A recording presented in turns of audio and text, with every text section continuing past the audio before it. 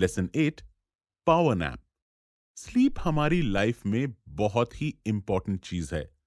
Sleep से हमारी health maintain रहती है और हम फ्रेश फील करते हैं। और आज के टाइम पे बहुत सारे साइकोलॉजिस्ट्स और डॉक्टर्स स्लीप को थेरेपी के लिए भी यूज करते हैं। लेकिन अगर हम अपनी लाइफ को देखें तो हम में से कई सारे लोगों की स्लीपिंग हैबिट्स बहुत खराब हैं। हम में से मोस्टली लोग गलत टाइम पे सोते और उठते हैं, एंड एज अ रिजल्ट ना तो हम एनर्जाइज्ड फील करते हैं और ना ही हमारी हेल्थ अच्छी रहती है। स्लीप की इंपॉर्टेंस जानते हुए और उन्होंने अर्थशास्त्र में कहा है, and I quote, during the third part of the night he should go to bed to the strains of musical instruments and sleep during the fourth and fifth parts, unquote. Chanakya ने दिन और रात को पार्ट्स में divide कर दिया है और हर पार्ट 1.5 घंटे या 1 hour 30 minutes का है। अर्थशास्त्र में उन्होंने कहा है कि एक इंसान को रात के थर्ड पार्ट मतलब रात के 9 बजे से 10:30 या 10:30 तक बेड पर चला जाना चाहिए और फिर रिमेनिंग 2 पार्ट्स के लिए सोना चाहिए, मतलब 9 बजे से रात के 1:30 या 1:30 तक। अब बहुत सारे लोग जब बेड पे जाते हैं तो उन्हें फौरन नींद नहीं आती, और इसके लिए चाणक्य कहते हैं कि आप म्यूजिकल इंस्ट्रूमेंट्स सुनो। म्यूजिक सुनने से आपको नींद आने लगेगी और आप सो जाओगे।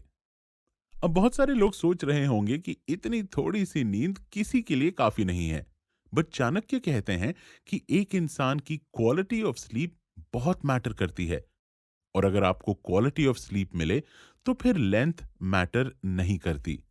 इसके अलावा चाणक्य कहते हैं कि एक इंसान को दिन के 6th पार्ट में भी नैप लेना चाहिए, मतलब दोपहर के 1:30 से लेके 3 बजे तक। और अगर आप दोपहर और रात की नींद मिला दो तो टोटल 6 घंटे की नींद हो जाएगी, और इतनी नींद एक एवरेज इंसान के लिए चाणक्य के हिसाब से काफी है। आफ्टरनून में नैप लेने के बाद आप एनर्जाइज्ड फील करोगे, लेकिन बहुत सारे लोग ऐसे भी होते हैं जिनके लिए दिन में सोना पॉसिबल ही नहीं होता। तो अब क्वेश्चन ये है कि वो कैसे अपने आप को बिना सोए रिचार्ज कर सकते हैं। तो इसके लिए ऑथर ने हमें कुछ बढ़िया से वेज बताए हैं। Number 1, go for a recreation, मतलब एक ब्रेक लो और फिर उस ब्रेक में कुछ भी करो जिससे आपको फ्रेश फील हो। जैसे आप एक वॉक पे जा सकते हैं, किसी फ्रेंड से बात कर सकते हैं, मेडिटेट कर सकते हैं, कोई बुक पढ़ सकते हैं, या फिर कुछ भी जिससे आप अच्छा और रिफ्रेश्ड फील करो। ये करने के बाद आप प्रोडक्टिवली काम कर पाओगे। Point number 2, hold consultation. अगर आप आफ्टरनून में फ्रेश फील करो तो फिर अपने आप को नैप लेने के लिए फोर्स नहीं करना। इंस्टेड उस टाइम को किसी और चीज में लगाना।